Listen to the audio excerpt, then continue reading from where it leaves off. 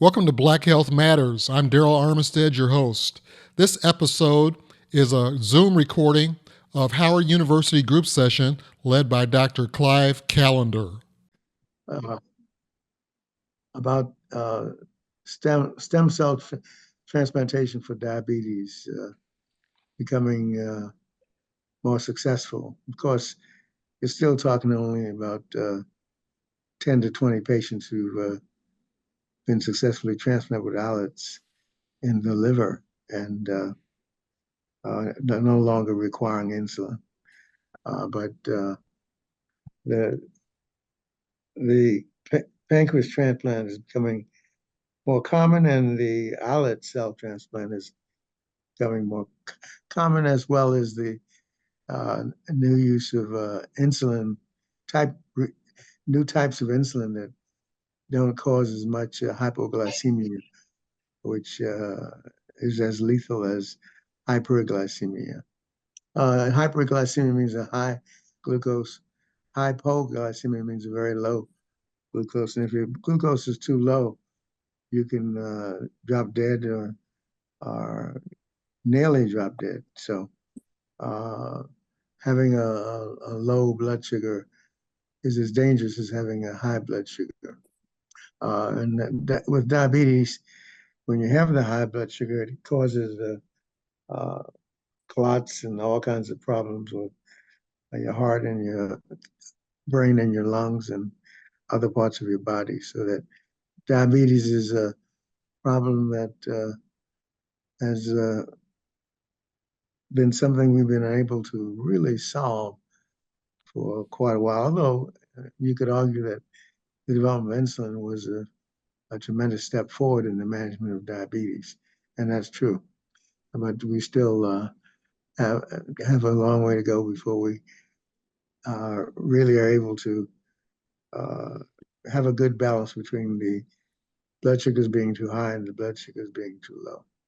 But anyway, the fact that we do have stem cell therapy, and it's beginning to be better, and also that we're having newer types of insulin that are less likely to cause you to have a low blood sugar, are important advances in the field of diabetes. So I thought I should share that because that's relatively new finding. It was on the front section of the Washington Post on Tuesday, I believe it was.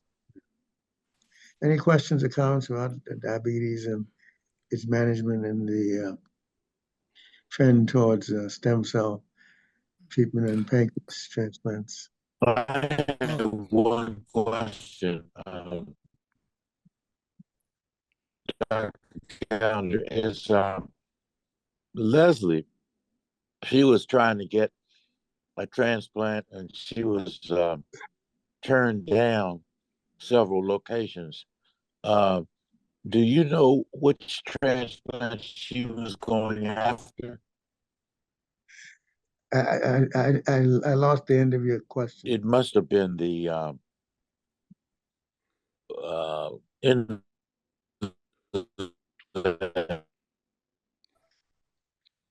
You broke up, so I couldn't hear the last part of your question. I think he said what type of transplant, but wouldn't that be the pancreatic transplant? My Yes. daughter Leslie was going after a Yeah. pancreas transplant, and I was wondering which one she was going after. That'd be all. That would be likely to be the whole organ transplant. Okay.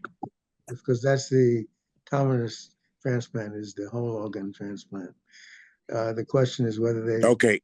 I guess that answers my question. I was wondering whether. Yeah, it's the whole organ transplant. She did was she going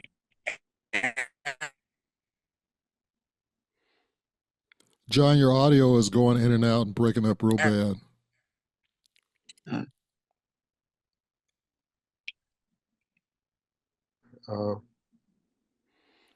John, you might want to put it in chat. Yeah, Dr. Callender, as far as the stem cell, they're talking about what type of cells? Islet cell, cells, islet stem cells. For The pancreatic, yeah, pancreas. The functional cell in the pancreas is the islet cell, and the islet cell produces insulin.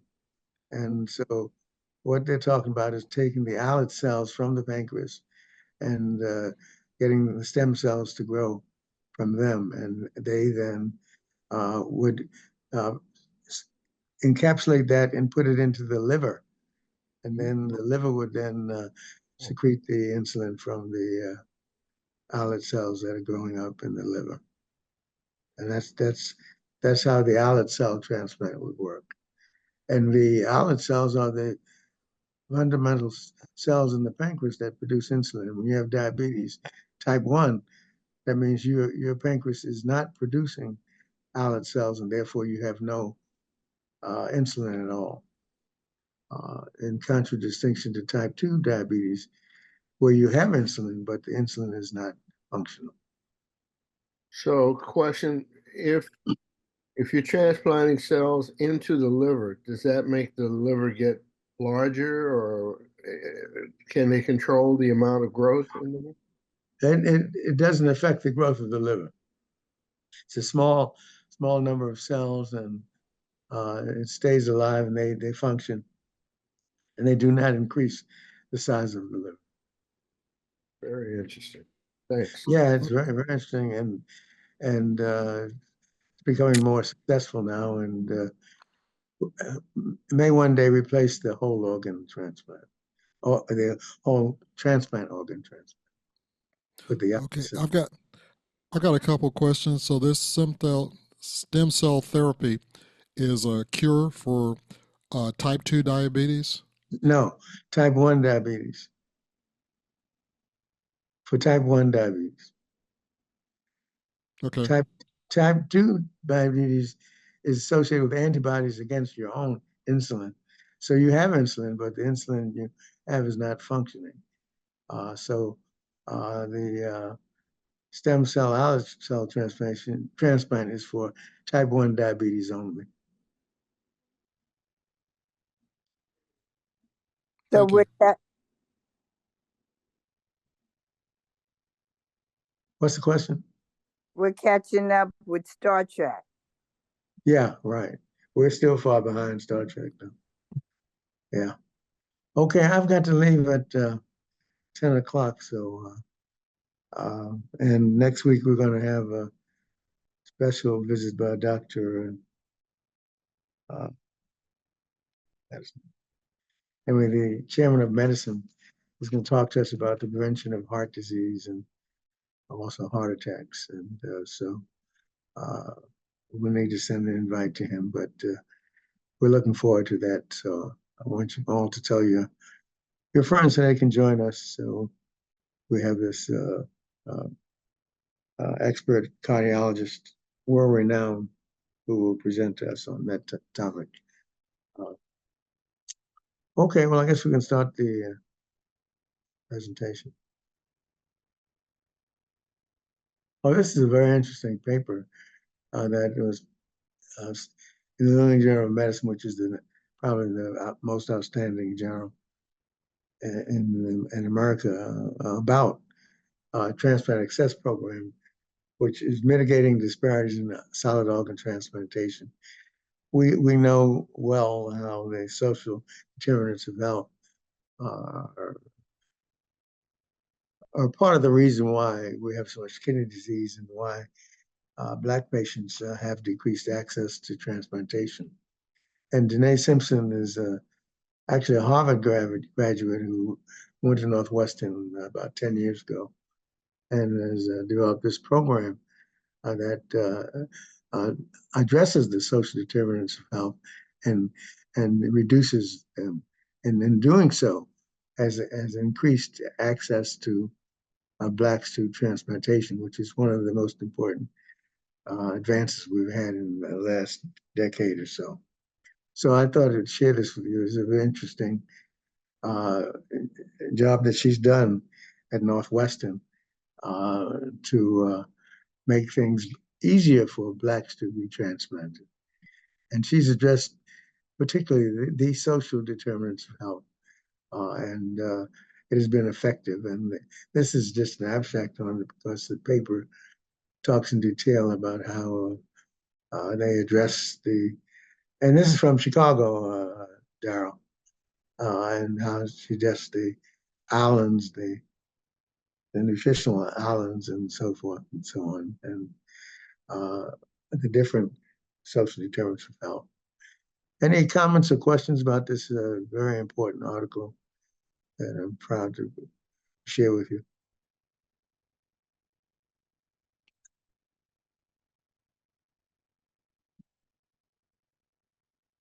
No comments? Well, I think I have a comment.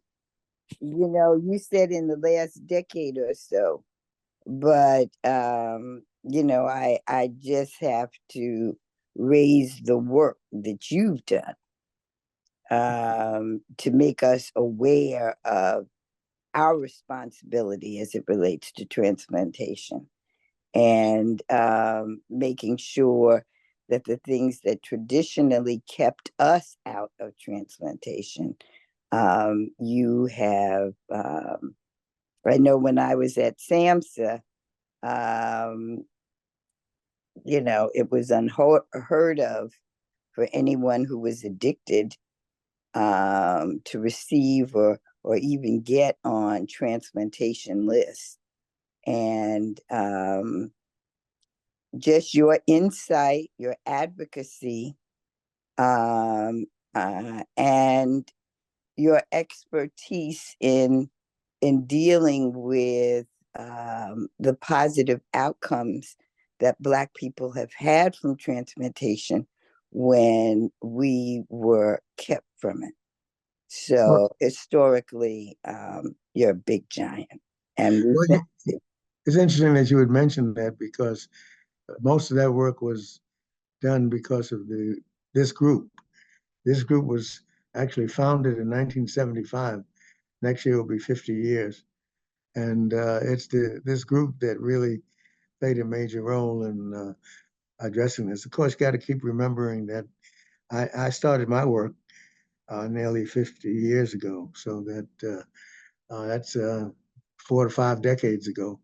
So that's kind of a lot of work that I've been doing over the last 40 to 50 years that have made a difference. So this is a new effort that I'm very thrilled and excited to remember when Danae was a student at Harvard and communicated with me to find out what MOTEP was all about and what I was doing. And she's come from that point when she was a fellow at Harvard to where she's now running a program that's made a major difference in transplantation.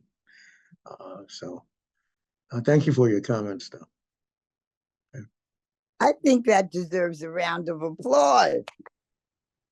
The paper, yeah, I think the paper does deserve a round of applause because I think it's time that we've had an effort by a Black woman that and really makes a difference in transplantation. You know, we've had the this American Academy of Medicine and that talks about the inequities that are still present in transplantation, and this is a giant step forward to reduce some of those inequities. Thank you for your comment. Okay, next one, please. Now, we talked about, this is the article I was making a comment about that related to the new insulins. One of the problems with the insulin is that generally insulin reduces the blood sugar. And hyperglycemia, or high blood sugar, is one of the consequences of diabetes. But the other side of it is that when does it stop reducing the blood sugar to the point that you die from a blood sugar that's too low, and that kills you as well. So one of the problems with the insulin we have is that it does one thing, it reduces blood sugar, but it doesn't know when to stop, so to speak. And so people still die of hypoglycemic shock, and that's as fatal as hyperglycemic. Yeah. These new insulins, however, have a mix of insulin and glucagon. Insulin lowers the blood sugar, glucagon increases the blood sugar.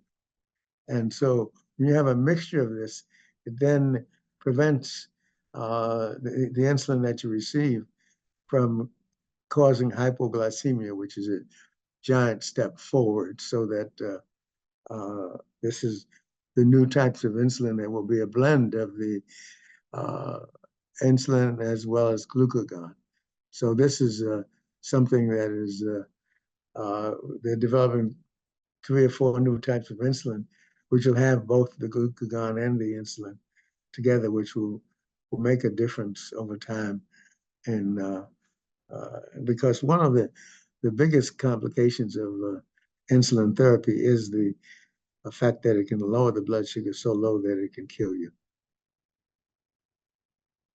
That's I'm just trying to summarize it and make it so that you can really understand what's so good about the so-called smart insulin. Any comments? Any diabetics? Well, I got a question. This smart insulin, will it be affordable? That is the most important question that you ask, and they don't say much about it. As you know, one of the problems that has occurred over the last 3 to 4 years has been the price of insulin has gone so high that many people had to cut back their amount of insulin they got. So the question you asked, which is not dealt with in this article, is it going to be affordable? And I can't answer that question. Time will tell, but that really is the critical question, Darryl. Will it be affordable? I was a little surprised reading this article that the scientists involved came out of the pharmaceutical companies. So my question is, research, is it mainly coming out of the pharmaceutical companies or universities? But both. It's interesting. Good question you raised, because much of it is coming out of pharmaceutical, but there's still a lot that's coming out of the universities as well. But some of the ones that you're going to read about today are coming from pharmaceutical companies. And you have to point out that much of the base research coming from academia, supported by the government, i.e. supported by us, then goes to the pharmaceutical industries, and they are able to generate significant wealth from it. But so it's taking the tax dollars. What we haven't seen, decoding the human genome, that was our tax dollars. And yet certain genes are owned privately. So therefore, it's important for our advocacy that we make everything available. And Vice President Harris, soon to be President Harris, along with President Biden, have capped it for Medicare. And we have to make sure that these advances are equitably distributed. And I think another aspect of that is that it's so important that in all aspects of research and development, that we have people from the community on these groups, because otherwise they'll go wild and they'll come up with medications that are too expensive, and the rich get rich and the poor get poor, and the minority health disparity is widened rather than narrowed. So the point you make is a very important one. Betty? No? Okay. This is the new insulin that is inhaled, and for people who are afraid of needles, which is a lot of people, this may be a breakthrough for them. This may be important for type 1 and type 2. Remember, we mentioned that type 2, they don't have a shortage of insulin, but they have a shortage of, they have antibodies to the insulin they make.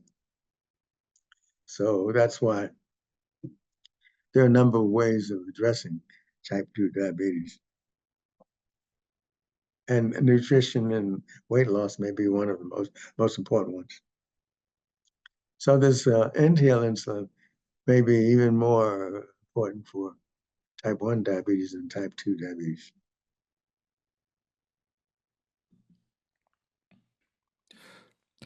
I have a question. Nasal application, is it as effective as needle injections? That is that is not covered in this article. It just says that they're effective. Does not compare the two. Though it takes the time is certainly it doesn't last as long, and the active insulin lasts for hours. But that is absent in this study to compare the two and detailed analysis of the difference between the inhaled insulin and the insulin that is injected by the machine or by the person. And I think that remains to be seen to get an answer. When is that preferable to the injectable insulin? Right now, we're fascinated in the fact that we now can have a inhaled insulin, but the question you ask is the real germane question. How does it compare in its effectiveness with the injected insulin? This is a I'm sorry, go ahead, Janice. no, this brought me back to something about 8 years ago, maybe close to 10. A very good friend of mine was having kidney issues, kidney failure, actually, afraid of needles. He was doing everything, reading these crazy books, taking herbs and holistic medication. And the strange thing was, he had a daughter who was having kidney failure, but she was on dialysis. He would take her, but he was just so afraid he couldn't do it. And one day he got really sick. They rushed him to the hospital. He had a massive heart attack, but this went on for a couple of years and it progressed to something more serious. But as serious as it was, he could not do dialysis and he died from a massive heart attack. But there are people out there, I guess, like you said, Dr. Callender, that are afraid of needles, and that was his problem. No one could convince him. So something Well, good. John Buchanan, weren't you a little afraid of needles at one point? Big time, big time. I, and that was a really big deal as far as, being a blood donor, because I really did not like needles. And the needle that they use to draw your blood is pretty big. It's like a water hose compared to the one that you use for insulin. I think the insulin needle is extremely tiny, isn't it? Yeah, it is. And and I've always wondered about those people. I remember John Tatum had to do that. You know, inject himself every day with that needle. Yeah, for a while. Yeah. But those are very, very small needles, right? Yeah, they're very small. There's one thing they've changed. They used to have size 18 gauge needles. Now they use size 21 and 22, which are very fine. You hardly feel them when you get an injection. I still don't like needles, and I expect a balloon. Okay. All right.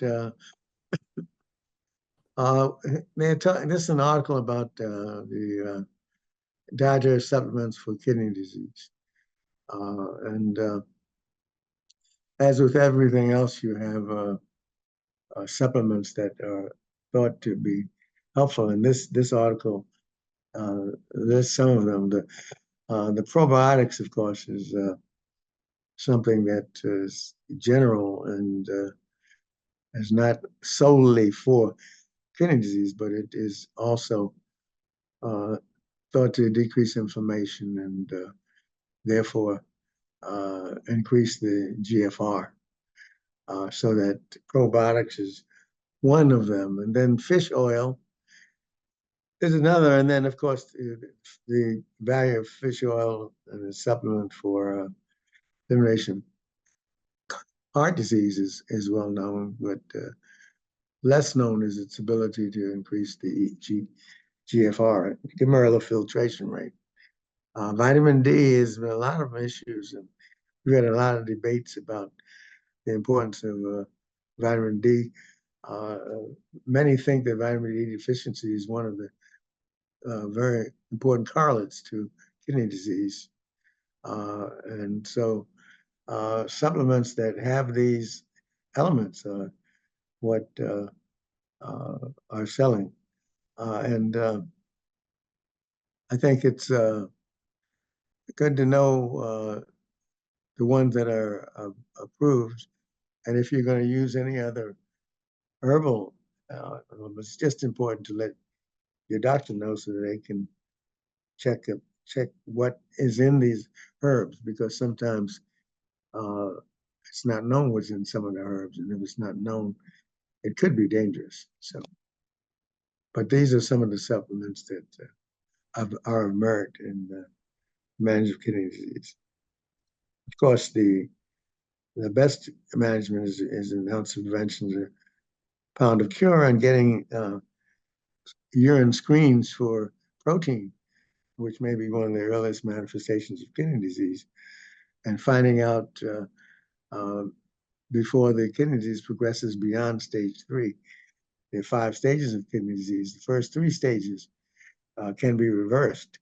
Stage 4 and 5, though, require dialysis or transplantation. John Buchanan. Yes. So at a certain point, I guess it's about maybe 20 years ago, my physician suggested that I take fish oil.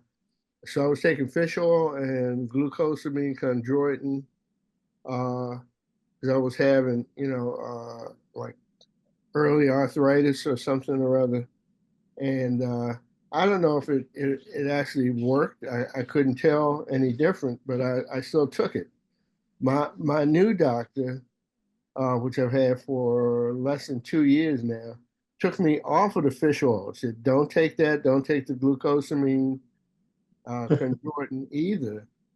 And I haven't really noticed too much difference.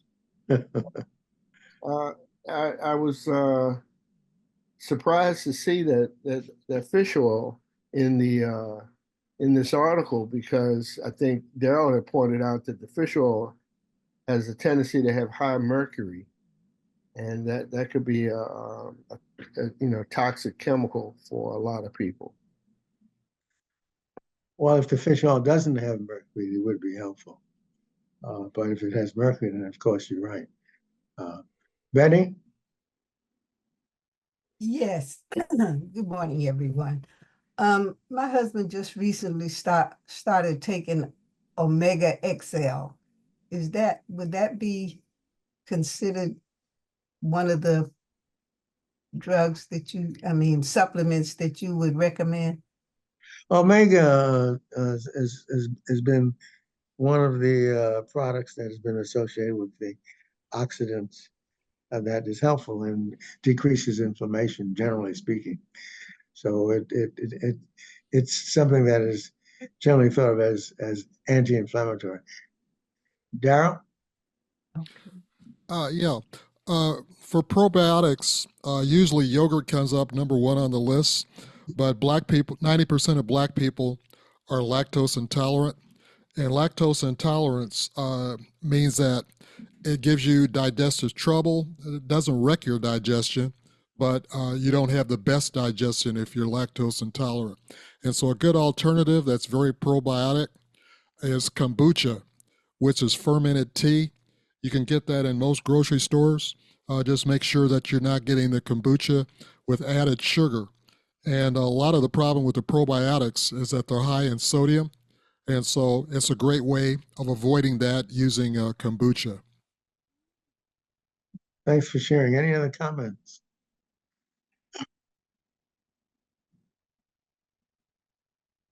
Okay. Now this Can relates I to. ask one question? What about those products that what is it, lactate? Are they effective, or is that a process that we should avoid? I think you probably have a number of answers to that question. It's my opinion that those people who take lactate are able to overcome the digestive problems that they get from lactose intolerance for the most part. Darryl, what's your thought on it? My thought is avoid the lactase products because okay, there are some people with severe lactose intolerance that just can't digest lactose. They get stomach aches, they get cramps, their lives are miserable. But that's not common symptoms for lactose intolerance. Most common are flatulence and constipation. And black folks are commonly constipated, which leads to a consequence of other problems. So you're taking the lactase friendly whatever to overcome your lactose intolerance. I don't think it's a good plan. I think it's a better plan just to avoid dairy products if you're lactose intolerant. You know, you can get used to, you like stuff, you like ice cream, you like all of that. But likes are big liars. Your taste buds can turn around in 30 days. 30 days you get off of something and you go back to what you like, you don't like it anymore. So don't believe your lying taste buds. But the evidence is though that the lactate does help people who are very severely lactose intolerant. Going back to the Beers criteria, this is we had an article about this I guess a couple of weeks ago that talks about 100 medications that the American Geriatric Society recommends that people over 65 do not take. And there's a lot of controversy about it. It's clear that when we had Dr. Obesasan, geriatrician, who presented to us, that many people over 65 are on far too many medications. So it's clear that we should take less medications. Everybody can't be like Betty, take none.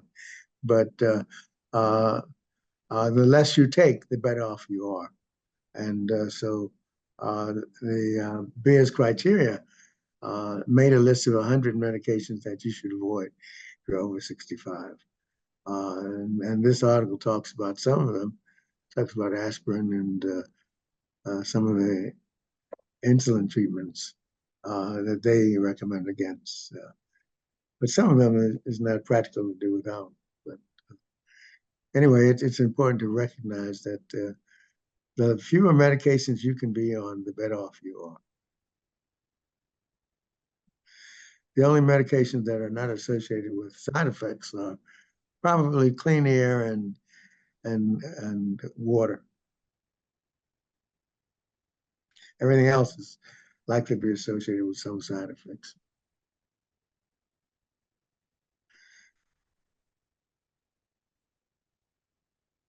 It's an interesting article on the best time to eat to reduce diabetes risk. And I think these are studies that evaluate the time periods, early morning, evening, and night. And it's interesting whether you take it early in the morning or late at night is interesting because most suggest that your load should be in the morning and certainly not at night.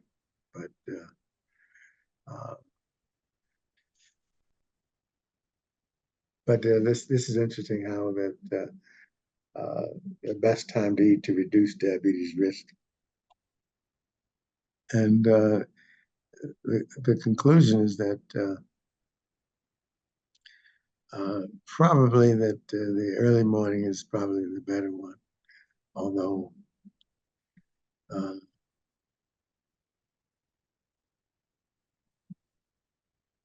you can see here that intake in early morning, afternoon, and evening was associated with 5% lower risk of diabetes.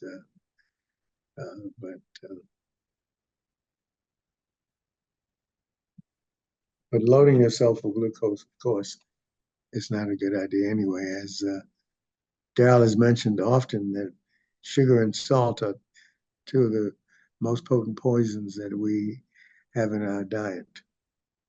And so have to keep that in mind. Yes, Sylvia. I was just thinking that this was I guess, in contradiction to the intermittent fasting. Intermittent fasting that they tell you to kind of hold off, eat between between 8 hours or 6 hours, and don't eat between 8 hours and don't eat between the rest of the 16 hours. But they don't encourage you to really eat first thing in the morning I guess in the intermittent fasting. But I guess it just depends on your schedule. Maybe you can eat early in the morning as long as it's within that 8-hour window and you're off the 16-hour window. Any other comments? Yeah. I'm still doing that, not eating after 4 o'clock. I think that's the best advice you can take. It's If working. you can do it, if you can do that, you can do that. It's hard sometimes, but you get used to it.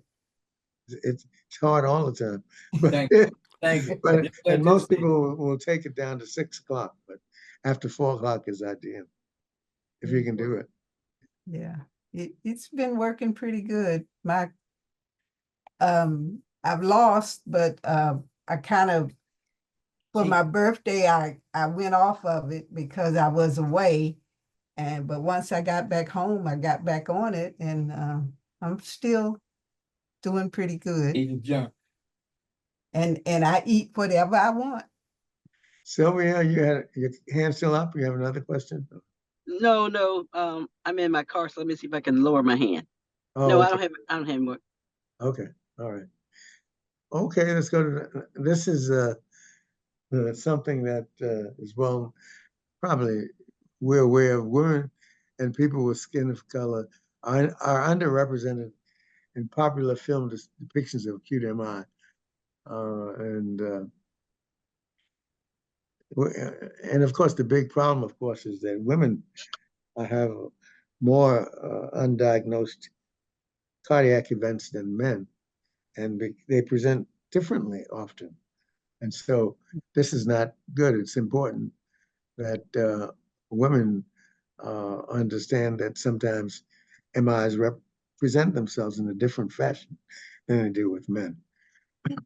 So whether you have neck pain or chest pain or shoulder pain, in women, it may be a manifestation of myocardial infarct. And so the lack of characterization of MI in women is not good. And yes, we have heart attacks, and men do have heart attacks more than women, but when women have heart attacks, they're often undiagnosed, and that's a serious problem. Okay, what is MI is an MI? acronym for what? Myocardial infarction. Myocardial. Heart attack. Oh. Heart attack. So what's the big deal about film having this in films? Are they talking about, films where you go to the movies, or what kind of Yeah, film? we're talking about in the Hollywood that most of the people who have MIs are men, and really do they depict people of color having heart attacks. That's what they talk about. Lucy, you had a comment?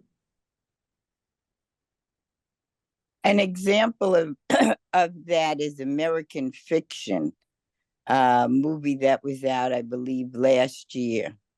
And it's important because if we don't see ourselves, then we often can miss the depiction of us in the situation. And it's not only for us, but those who care for us, because they don't take our complaints seriously.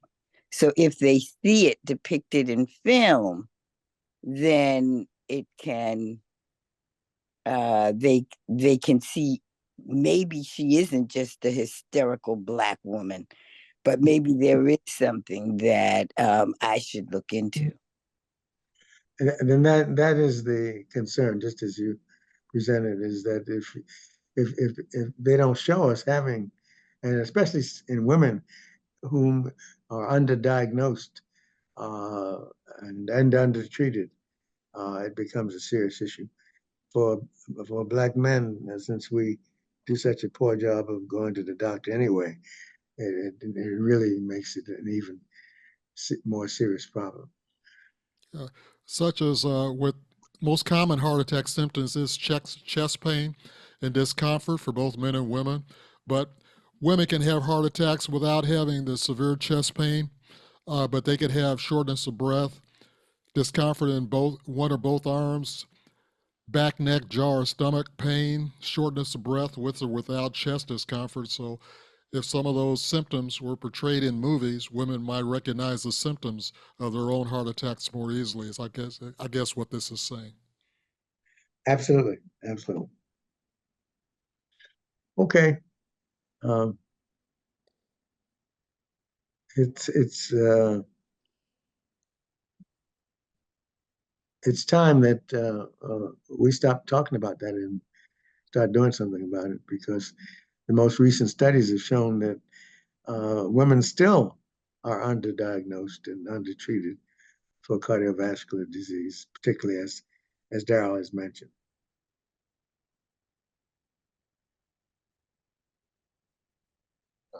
Dr. Callender, I just thought this was strange thing to focus on. You know, you look at movie. I can't even think of movies that I saw where men were focused on having heart attacks. I've seen many of them.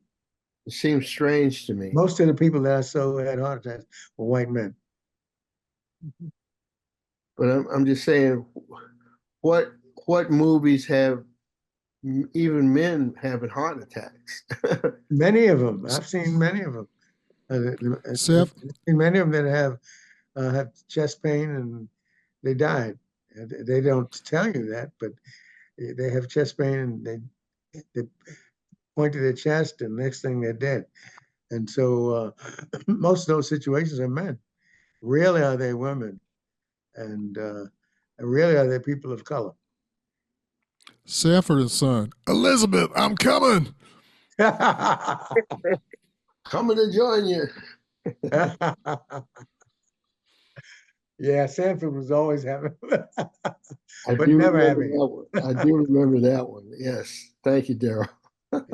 And that's actually how he died, from a heart attack. Interesting. Okay, and my myocardial infarction. Thank you, Carol. Thank you, Carol. Is the symptoms of stomach aches, pains in the stomach, one of the more prevalent ways of having a heart attack? I know several people. Indigestion, I think, is the commonest misdiagnosis for heart attack. Yeah. So to me, indigestion is a heart attack until proven otherwise.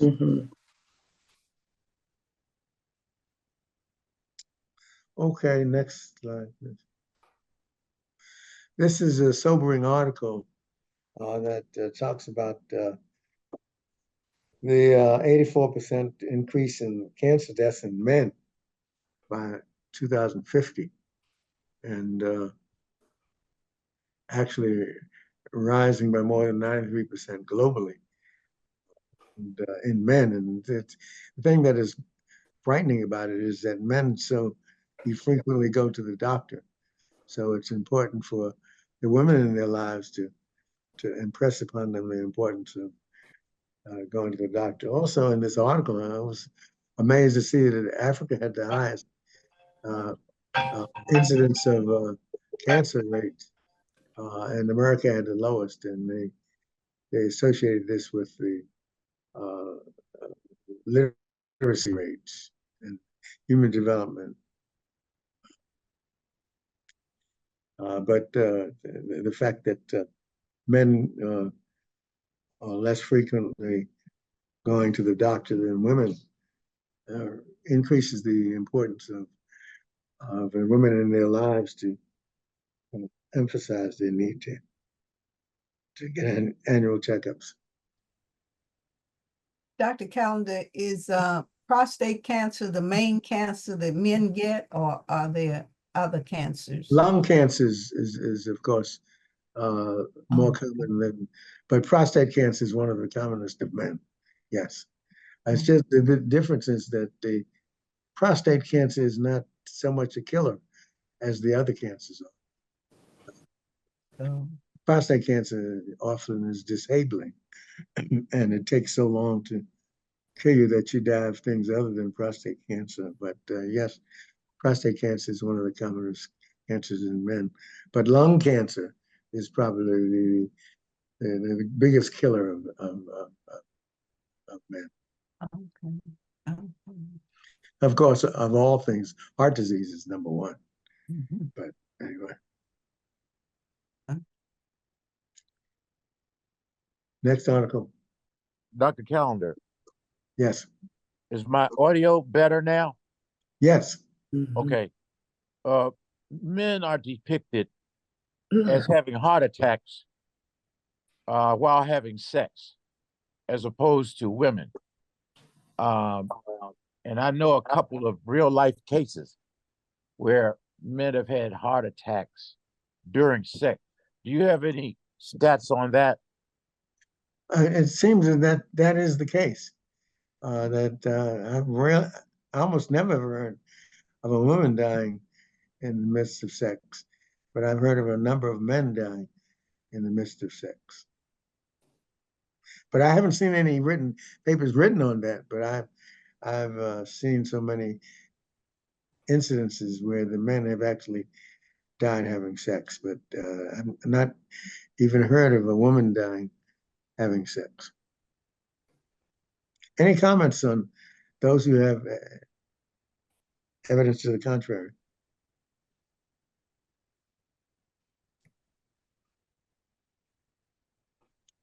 Okay. Well, I got something that's encouraging.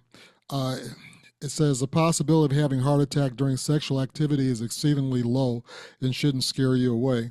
So even if men have more heart attacks while in the saddle, don't stop. Thank you, Darryl. Encouraging.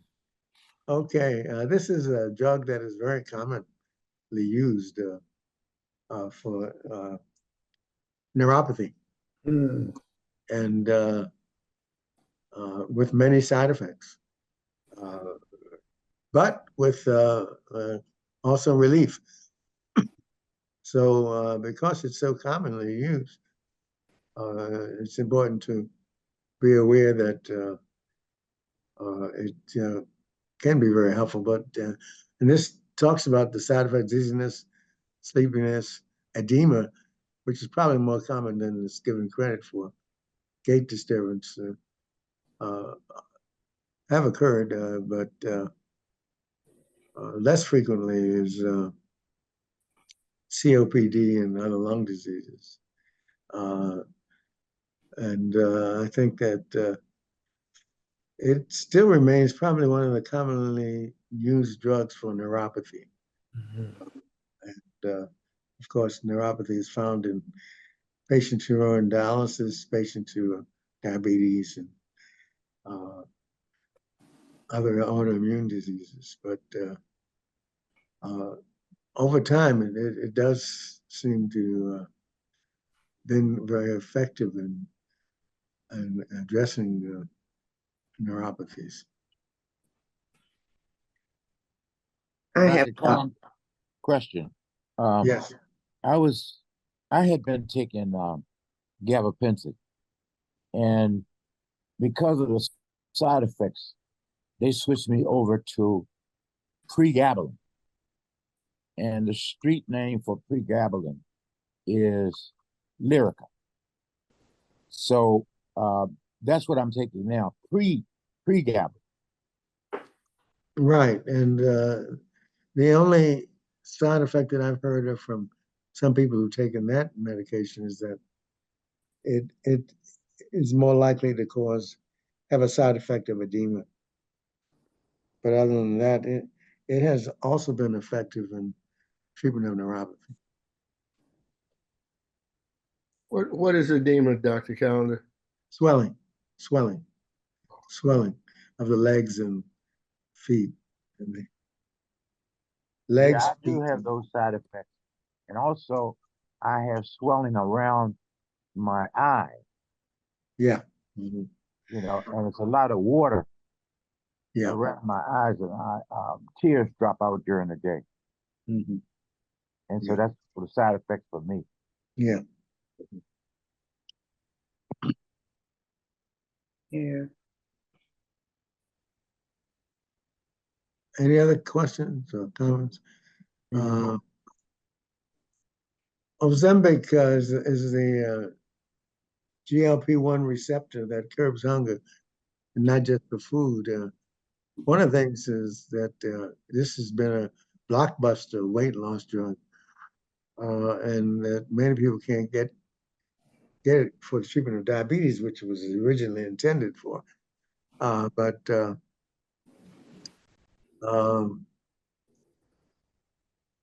this is an interesting drug that is really just beginning. We're getting to see the tip of the iceberg here, and that is now being used for so many things, including dementia, losing weight, diabetes, you name it. And I think that GLP-1s are the blockbuster drug of the present and maybe of the future.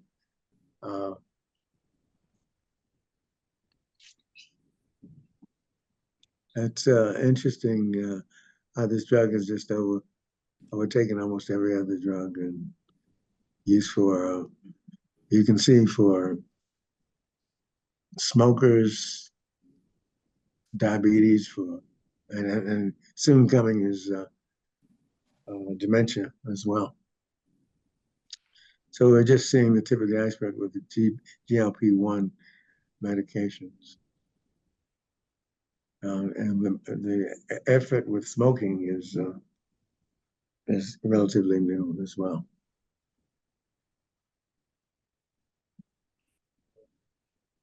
Any comments, any of you? Because there's another article that talks about beware of taking the GLP-1 drugs online because they send them to you without telling you how to take them, and that becomes dangerous. Dr. Callender, if this drug was originally for which one was it originally for? First, it was for obesity. Then it was diabetes. It was a close mix between, because I guess the first thing I heard about it before was for diabetes, but then it was so effective with obesity that the diabetics couldn't even get the medicine, and that's been the biggest problem. That the diabetics had trouble getting the medication, and that it was very good for diabetes as well as obesity. So, but because there's so many more obese patients, the diabetic patients couldn't get the medication. And that was what caused the biggest problem. Yes, I'm just thinking with all the different things it is effective for, if you're taking it, maybe you don't need to, maybe you're a smoker, say, and you're small. So if you take it, is it going to mess with your weight too, or not? Well, I think it it reduces your desire to eat, and I don't think it's gonna make you any smaller, but uh, it certainly hasn't been tested on all of those things, and so Mm. we're going to have to wait a while and see what is the long-term effect. We know well that it is so effective against obesity that uh, people are trying to do this before getting bariatric surgery. And then the diabetics, it's so good for diabetes that type 2 diabetes that the diabetics are having trouble getting it. So I don't know what's going to happen, but it's good. It's what is the problem is that it's kind of been beneficial for so many different things. So many different things. Okay. Yeah, I'm reading an article from Gallery of Cosmetic Surgery that says you start Ozempic injections, you might notice that you have less energy or even fatigue. These can make you less motivated to be sexually active. Digestive side effects are another reason Ozempic could cause low sex drive. So just Anything a that warning, causes low sex a drive side is not good. effect, huh? Anything that Yeah. causes low sex drive is not good for you.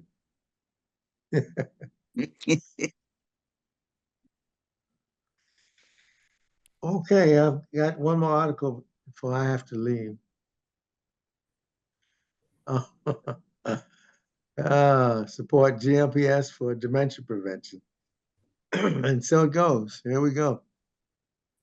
This glucagon-like peptide used to treat diabetes and obesity is now being treated for dementia prevention, and it's undergoing phase 2 studies. So with time, we'll find out whether this is something that will, in the long run, is going to work or not.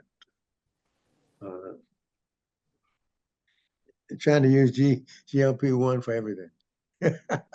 And, time will tell. We'll see.